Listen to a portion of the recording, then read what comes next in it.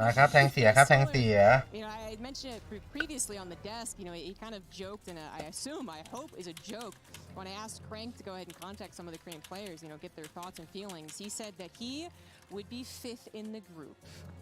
Yeah, it was very nice of you to share that. I mean, I actually had a chat to him as well just yesterday, and his attitude hasn't changed that much, but more about that in a moment. Down in the bottom right side, representing Liquid, it's none other than Elazer. สีเอราเซอร์ครับเรสเตอร์นะขวาล่างของแผนที่ครับซ้ายบนมุมน้ำเงินโซล่าครับผมบรูเซิร์กตึกชิงตำแหน่งราชาแห่งเซิร์กสตาร์เลตน่าจะล่วงไปแล้วฟอร์มไม่ค่อยดีเลยครับสตาร์เลตตัวนี้เ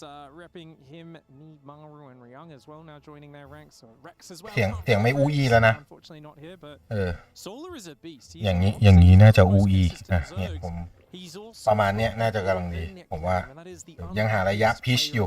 หาระยะพิชไม่เจอ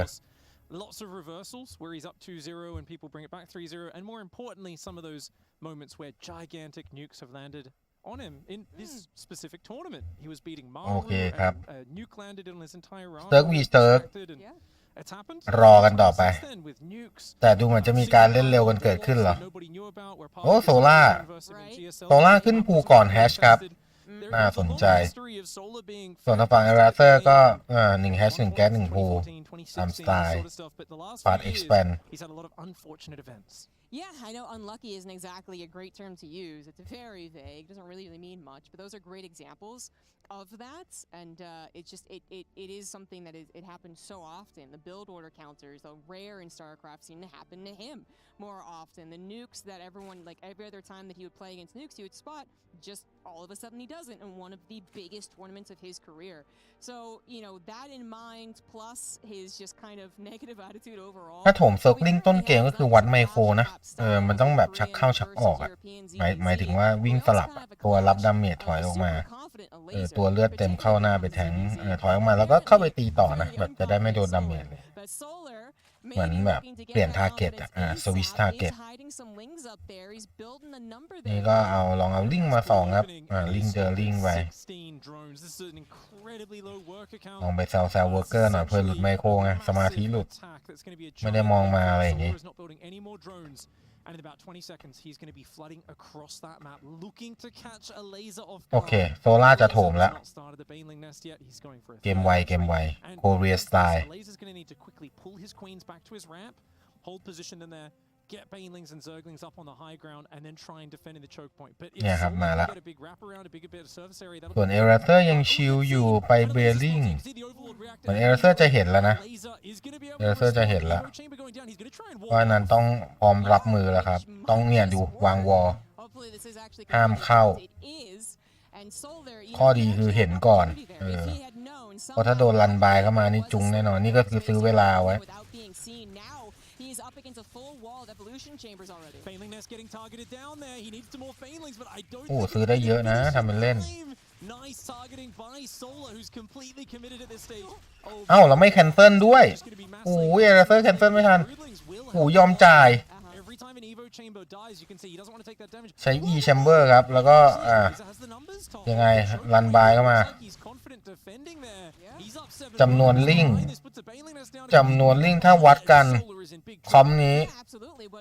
ใครเยอะกว่าเอลเซอร์เยอะกว่าแต่ถ้าภาพรวมทั้งแมปโซล่าเยอะกว่า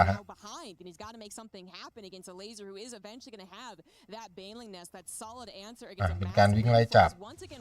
ตรงนี้ก็วางวอลใหม่นี่คือการแก้การโดนเซิร์กลิงลัชนะครับBut he must know that he's in a very, very difficult position. No baneling tech. He doesn't have. โอเคแก้ปัญหาเฉพาะหน้าได้ดีครับเอราเซอร์ Pretty desperate here. I like that Elazer gets these lings out because the only way this could go bad is if he lets all these lings get surrounded, right? But Elazer's just being very chill, adding melee. Upgrade. He's got a second gas mining, so he'll be able to go upwards. Or actually, maybe that was an extractor trick, because I think that's. แล้วก็เป็นเอราเซอร์ที่มีเบลลิงก่อนด้วย Yeah, I think so, because he did get supply blocks from, I guess, Solar's queen poking and prodding, and didn't. โซล่าดักหน้าบ้านพยายามจะเล่นเกมเร็วใส่นะ understandable, but that did also perhaps stop Elazer from gaining any more momentum afterwards. So it's just been a runaround game, and he has only kept that single worker lead, which is now gone. But he is working on that faster +1 melee. He is still on, I suppose, more solar side of the map, and with Banelings on his side of the map, it's not like Solar can get much done unless suddenly his micro is just a lot better, which certainly they're both trying to force errors from their opponent. Yeah, these things you can see Elazer gets a good fight and then runs. คือข้างนอกอะมันเป็นการวิ่งไล่จับครับแล้วเทคก็ไม่ได้เดินไปข้างหน้าเลยนะคือตอนนี้ปั้นอาร์มี่กันสุดพลังเลยอะแล้วเบลลิงอันนี้โอ้ยเอราเบอร์โอ้โหอยู่ดีเหมือนชน10 ล้ออะ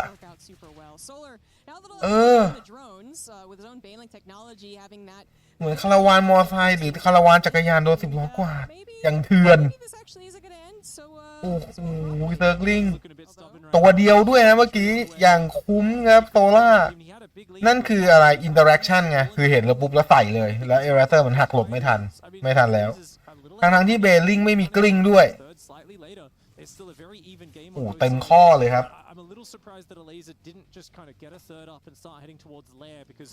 I think if you can get Mutas out in this sort of game, they are going to be just dominating. He's going to have that +1 melee, which is going to make any Ling battle go in his favor, but is noticeably not the Carapace, which would give him a second chance against any of the Banelings. ตั้งสติก่อนโอ้เจอกวาดไว้เมื่อกี้ He's going to get a cancel on Solar's third. That is a massive victory.And he's going for Carapace behind it, which means Elazer's doubling down. Cancel by. He wants to play the big multi-prong game. Break hash ได้ครับ Going into a more generic roach style. กวนทามมิ่งเขานิดหน่อย It's going to be great for all of the Lings running around. There you have it. Solar having to cancel a third base. Now we are adding a roach Warren, so I mean. Yeah, I guess they're both going to go into roaches. Of course, we're going to have a laser with that +1 นี่โซล่าผู้เสพเดดบอล V1 ส่วนเรเนอร์ผู้เสพเดดบอล V2 Yeah, a little bit hidden for Elazer since it's behind that wall that was already up from before. But going into a Roach versus Roach game, Solar's way up on workers. He doesn't have the hugest benefit of an income lead until his third finishes rebuilding. So, I mean, Elazer should have a chance to catch up on the economy, and he's going to always have a much scarier squad of Zerglings running around the map. A very even game, and how they make use of these early game Zerglings and Banelings is going to be really crucial to set up for the next stage. The only reason I was asking about that Roach Warren is that I was wondering if it was going to be incredibly obvious, like even too much, and then Elazer might actually go into something different, but he had no lair on the way, and then he started a +1 missile, so like that was just completely useless for me. เอาว่ะเริ่มแบบดูรูปเกมปุ๊บเริ่มมีการขยับกันเกิดขึ้นของราคาต่อรองนะครับผมตอนนี้ราคาเริ่มวิ่งเริ่มเห็นฟอร์มแล้วแต่ถ้าดูตามตัวเลขตอนนี้ก็ยังสูสีกันอยู่นะครับเอราเซอร์แก้ต้นเกมได้ดีมากๆเลยที่โดนรัชใส่มามีสติเรียกว่าใจเย็นแต่อาจจะหลุดสมาธิไปนิดนึงบ้างอะไรนิดๆหน่อยๆฮะตัดเข้าหน้าจอผู้เล่นของใครของเอราเซอร์ครับ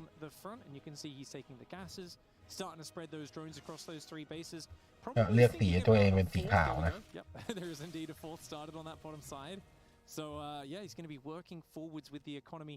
and going to be watching out to make sure those overlords don't go down. Roach speed does get remembered there, a very important upgrade, and those Lings clearing up Solar's map vision. So very good control from Elazer. He's also trying to get the gas to start. ไม่รู้จะพากอะไรพอเป็นหน้าจอผู้เล่นไม่รู้จะเหมาเลยเหล่าอะไรไม่ได้โอเคตอนนี้เทคก็เร่งไงต่างฝ่ายต่างเล่นโรกด้วยกันทั้งคู่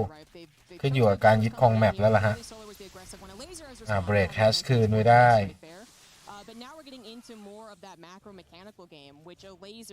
กลายเป็นว่าดูจากสเต็ปดูจากตัวเลขอ่ะระดับใกล้เคียงกันนะทำเป็นเล่นไปหาจุดแตกต่างมีแค่จุดเดียวตอนนั้นก็คือที่เอราเซอร์อินเตอร์แอคชั่นช้าไปนิดนึงเจอเบลลิงเฉี่ยวใส่เข้าไปเกือบตอนนี้ก็คือเป็นการแข่งกันฟาร์มครับไม่มีอะไรเลยมีแบบแซวๆกันนิดหน่อยแล้วก็ออกเหมือนว่ามาปะทะกันหน่อยออก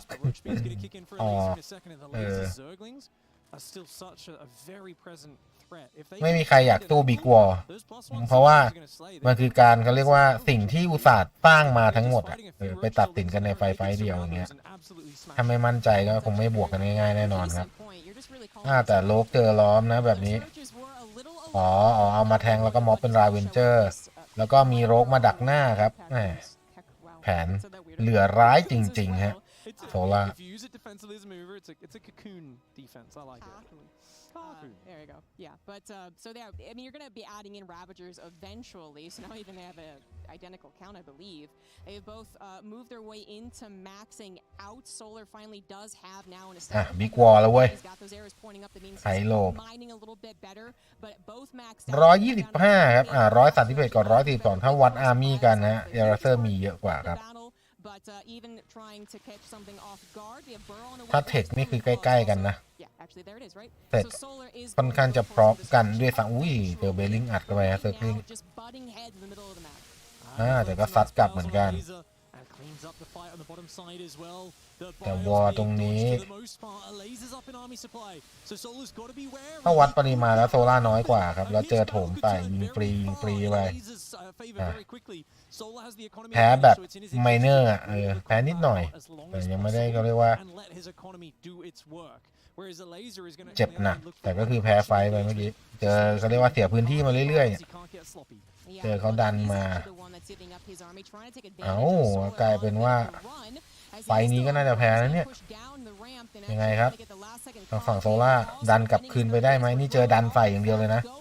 แล้วตรงนี้เจอโลกรันบายมาแล้วถึงแนวมิโอแต่ล็อกเต็มข้อล็อกขาไว้แต่ก็จ่ายเวอร์เกอร์ไป18เหมือนกันครับทางฝั่งโซล่าเพราะฉะนั้นต้องชนะไฟแล้วไม่งั้นขาดทุนจัดโอเคพยายามจะทวงว่าเสียแฮชชูรี่ไปด้วยเสียทั้งเวอร์เกอร์เสียทั้งแฮชเลยครับโซล่าแล้วจะพยายามไปดักหน้าปากซอยนะทันไหมมุดไปไม่เห็นด้วยไม่มีโอเวอร์เซียชะล่าใจครับทางฝั่งเอราเซอร์ฮะไม่มีเซียครับไม่มีสปอร์ไม่มีเซียเลยโอ้โหแล้วไม่มีสปอร์ไม่มีเซียเลยรอเลยโผล่มาหลังบ้านครับหลอยไว้ได้2ตัวแล้วหน้าบ้านก็ชวนทะเลาะอยู่โซล่าหน้าบ้านก็พยายามชวนทะเลาะฮะมีใกล้ๆกันนะเทคก็ใกล้ๆกันครับแต่เดี๋ยวโซล่าจะมีเทคอาร์เมอร์เลเวล1ละดูเหมือนเอราเซอร์ยังไม่ได้อัพแต่เทคโจมตีเนี่ยเท่ากันอยู่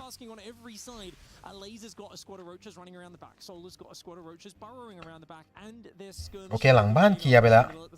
ทางฝั่งเอราเซอร์ตอนนี้ก็กลับมารีเซ็ตไฟกันใหม่ต้องมีเซียแล้วมันจะโดนมุดเข้าหลังบ้านอย่างเดียวทำเป็นเล่นเวอร์เกอร์โซล่าตามแล้วนะkind of test the waters even. In fact, they might just be the guiding light here saying, yeah, green light guys, let's go ahead and continue. เอาละครับแล้วเข้าไปลึกเลยฮะตรงนี้โผล่มาแค่2ครับแต่ตรงเนี้ยของจริงหนีต่อ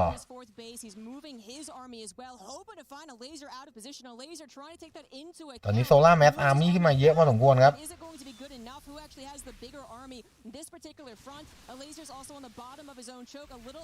โลกของตัวเองถึกกว่าแล้วนะหรือเปล่าไม่ดิเอราเทคเท่ากันนะตอนนี้เท่าที่ดูเทคเมื่อสักครู่นี้เทคโลกเท่ากัน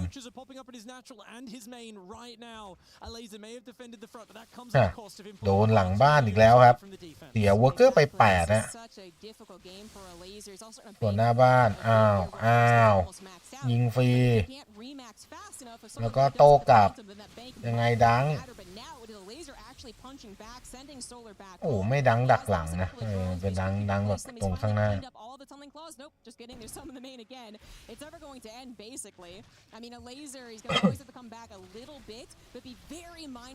เขาอยู่ไฮกราวครับ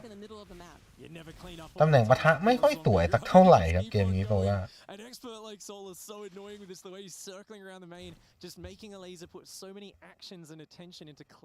up, and you can see even there a moment of inattention, and 2 roaches do escape. Trying to catch Solar's overseer right now, going to infestation pit. คือนอกจากจังหวะพลาดโดนเบลลิงอัดไปนอกจากนั้นเอเรเซอร์ก็ยังคงทำได้ดีหมดเลยนะถึงจะโดนแบบรูปแบบเนี้ยเข้ามาฮาราสหลังแนวมิโนไลน์แต่ก็เล่นได้อะยังเล่นได้อยู่จังหวะไฟก็ไม่ค่อยพลาดพังครับดูมีสมาธิดีแต่เริ่มจะอัพเทคมาตามแล้วเอาโลกดำดินมาบ้างโซล่าเล่นโลกดำดินก็เข้าไปล้วงได้หลายๆจังหวะเหมือนกันครับ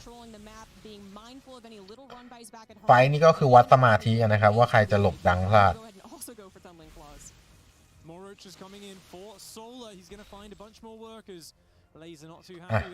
โรคดำดินเมกแล้วโดนไป5ครับแล้วรอบนี้จะขอแฮชชูรี่ฮะต้องรีบกลับมากันนะ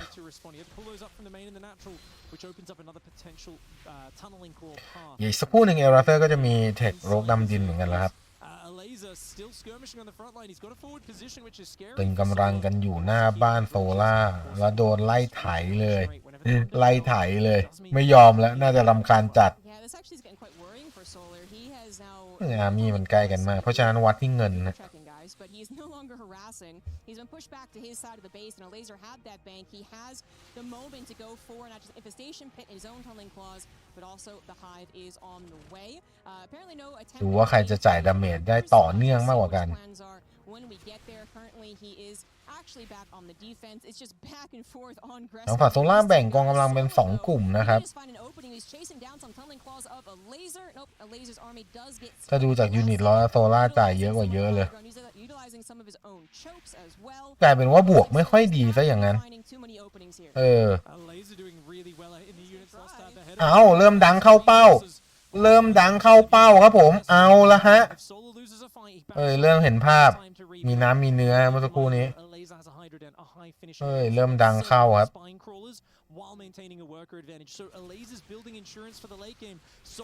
โดนนั่นน่ะได้แฮชโอเค1แฮชมาจังหวะนัวต่อกำลังจะโดนล้อมนะโดนล้อมโอเคเอาตัวรอดมาได้ครับขึ้นไฮกราวกันมาครับโซล่าโอ้ยลุ้นจัดว่ะนี่เกมแรกนะเนี่ย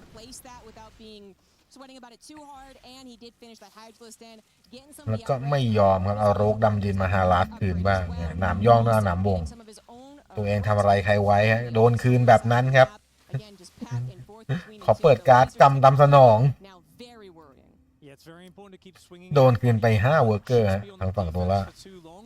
Otherwise, there's too many chances of them just being the one who pulls your attention to the wrong area of the map and surprises you with a big haymaker. Solar is still all in on Roach Ravager though. He's ในที่สุดก็มาสินะเลอเคอร์ไฮเดริกต้องบอกว่าไฮเดริกเลอเคอร์นี่ไฮเดริกต้องมาก่อนมาแล้วแล้วครับเริ่มเจอนวดไฟไปเรื่อยๆฮะเพราะว่าเทคเอลาเซอร์นำครับเทคเกราะเลเวล2นะไม่รู้โซล่ารู้ตัวหรือเปล่าทำไมมันถึกจังนะเทคเกราะตามทันแต่เทคเกราะของเอเซอร์กำลังอัพเลเวล3อยู่ครับแล้วอยากจะมียูนิตใหม่มาให้เล่นอีกฮะไฮเดริก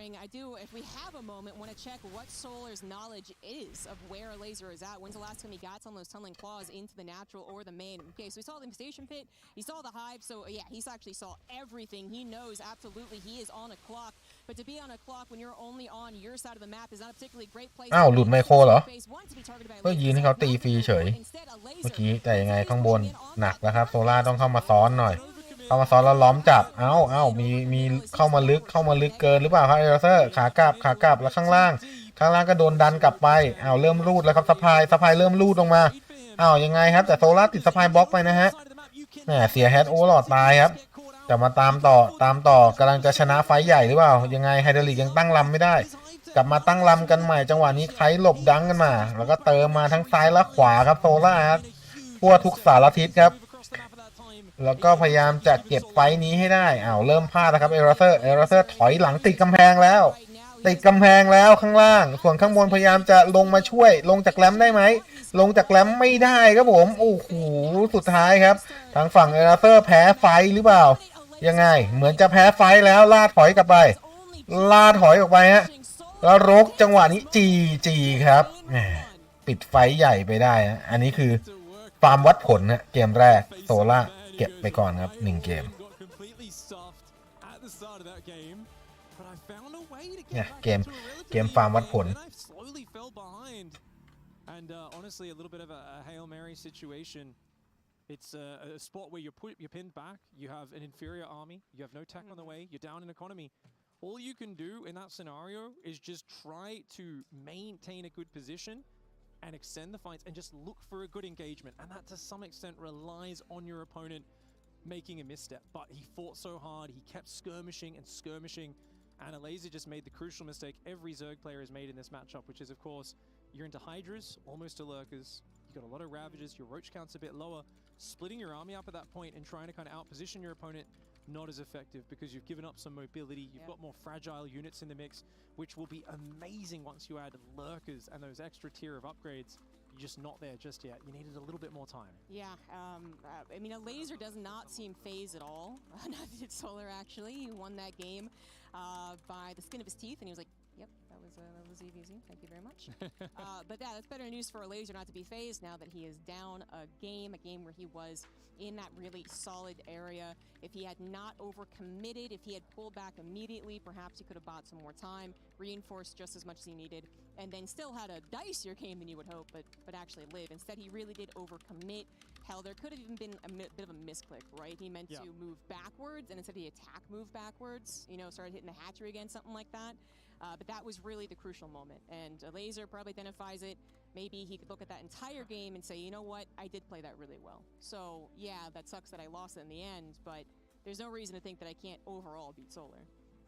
No, definitely not. Solar kind of is like, man, that wasn't working out, but hey, I made it happen. It feels good and bad at the same time because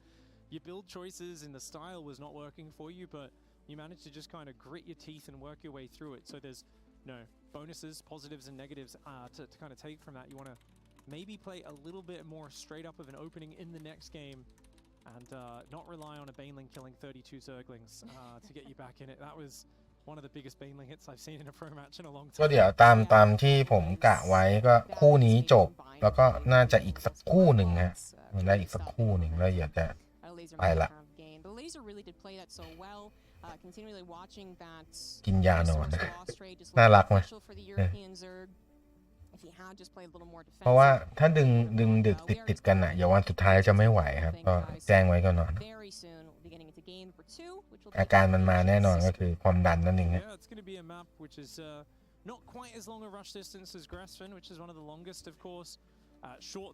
ขอบคุณเพื่อนๆนะครับทั้ง Subscribe แล้วก็ Member ฮะค่ายากลายเป็นมันต้องมาเปย์ค่ายากันซะแล้วพี่สู้ต่อเร็วอัดยาเข้าไปAs it progresses, I think this new map pool is all about multiple angles and multitasking and map control. It's about if you get control of the board, you get control of the center, you can branch out and kind of punish your opponent and pick off their bases. So that's what I'm thinking of here. And in terms of Elazer's strategic follow-ups, I'm sure he's got to think to himself, hey, did I really need to go for just a mass +1 melee Ling Bane 2 base attack? No, not really. Like, take the third ใช่ครับเอาเท่าที่ไหวแล้วเพราะไม่งั้นมันจะกลายเป็นแบบปากวิญญาณภาคอ่ะมันจะแบบเงียบมันถ้ามันสะสมนะอันนี้มันยังวันที่2นะแต่ผมมองเวลาถ้าแบบเต็มที่ทุกวันเหมือนทัวร์วาเลนเซียวันสุดท้ายมันจะเหมือนแบบซากวิญญาณแล้วรอบชิงมันจะแบบเหมือนเปิดออโต้ไพลอตภาคอ่ะฟิลนั้นเลยโอ้โหดูโอเวอร์ออล84ยังไม่ walk out ต้อง85ป่ะ85 walk out หาฟีฟ่าไงฟีฟ่าเนี่ยวันนี้มีการ์ดพลังแล้ว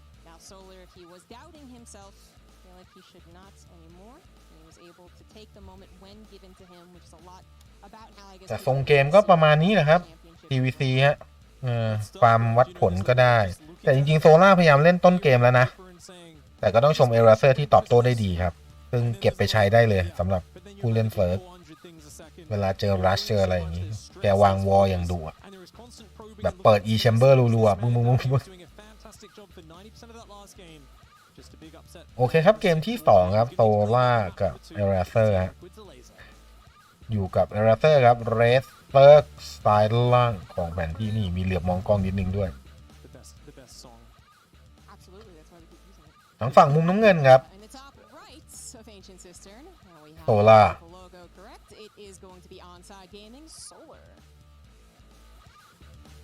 บรูเซิร์ฟ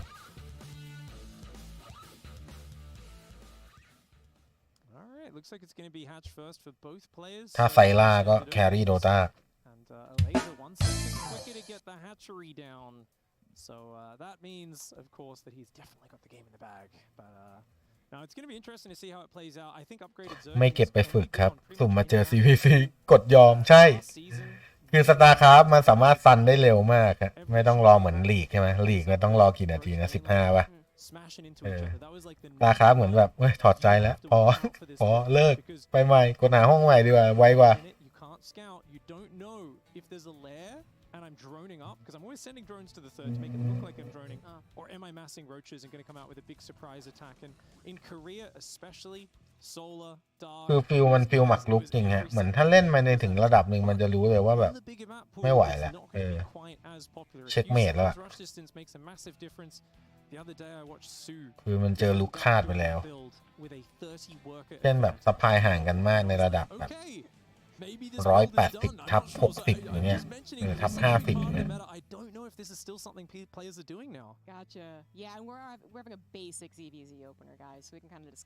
บินเฉี่ยวกัน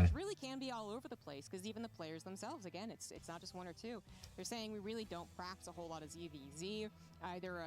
a problem about having other top tier Zergs to practice against, or you do, but they're the guys you're going to be facing. So like, why would you practice against them, right? So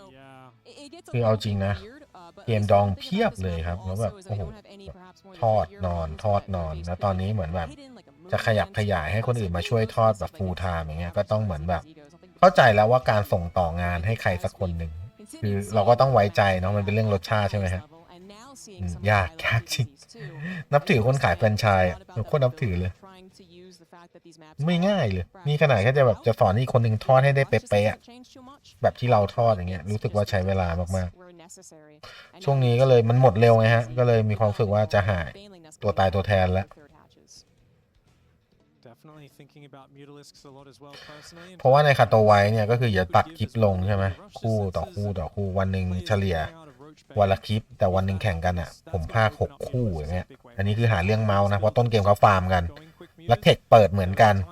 รอบนี้เล่น normal เกมทั้งคู่อย่าบอกว่าไม่พูดถึงเกมเลย เล่น normal เกมทั้งคู่เป็น circling bailing น่าจะยังไม่ปะทะกันเร็วๆนี้แน่นอนนั่นแหละก็เลยใจเย็นๆหน่อยเลยช่วงนี้หมดเร็วมากบางทีเปิด10 โมงอย่างเงี้ย2 ชั่วโมงหมดแล้ว5 โลนะครับก็ขออภัยด้วยแต่ถ้าปั้นคนนี้เสร็จเมื่อไหร่เปลี่ยนจ็อบเมื่อไหร่ก็น่าจะได้มารอบบ่ายด้วยไม่ใช่มีแค่รอบเช้าCVC เหนื่อยเกินกับการผมเล่นเทิร์นแล้วถ้าผมเจอเซิร์กผมอยากคอนเลยอยากยอมเลยเอราเซอร์เลือกเทคโรกมาก่อนครับทางฝั่งโซล่าก็เดี๋ยวน่าจะเล่นโรกแหละผมว่าลิงโรกลาเบลลิงคลาสสิกสไตล์เพราะว่าแอร์ยูนิตมันห่วยมีแต่แล็กนาล็อกที่ชอบเล่นมูท่าเมตาเนี้ยแพทเนี้ย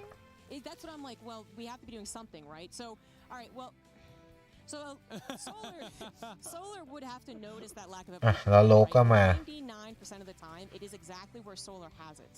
คือเซิร์ฟมันเป็นการฟาร์มวัดผลจริงครับแล้วก็วัดกันจังหวะปะทะเกมที่แล้วเอราเซอร์คือวัดจังหวะปะทะแล้วโดนดังแค่นั้นเองมันวัดสมาธิมันล้านะเว้ยแบบแรกๆหลบได้